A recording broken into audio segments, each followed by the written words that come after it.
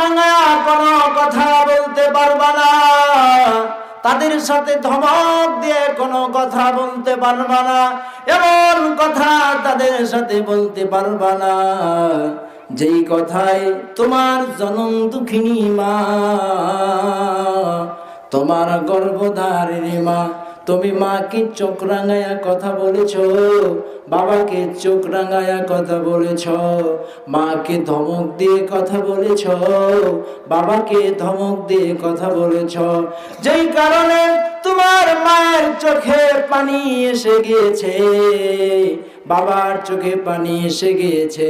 আল্লাহ বলেছেন, বান্দা খবরদার খবরদার ওই মা বাবার সাথে কখনো উফপূর্ণ কোনো কথা বলতে পারবা না। রব্বুল আলামিন বললেন, ওয়ালা তানহারহুমা ওয়া কুল লাহুমা কাওলান কারীমা।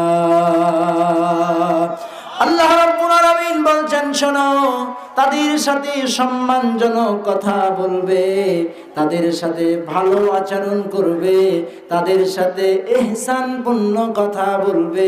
আদেশটা কে দিয়েছে? সঠিকভাবে বোঝেন। আল্লাহ বলেছেন, আমার ইবাদত করবা, আমার সাথে কাউকে শরীক করতে পারবা না। পিতা মাতাকে যখন বার্ধক্য অবস্থায় পাবে, তাদের সাথে উহ শব্দে কোনো কথা বলতে পারবা না।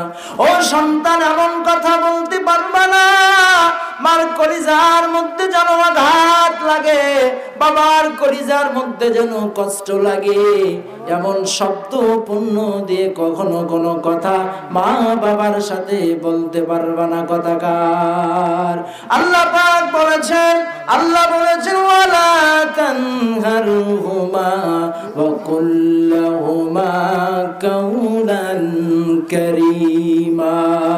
তাদের সাথে সম্মানজনক কথা বলবে, ভালো ব্যবহার করবে। আদেশ দিয়েছেন কে?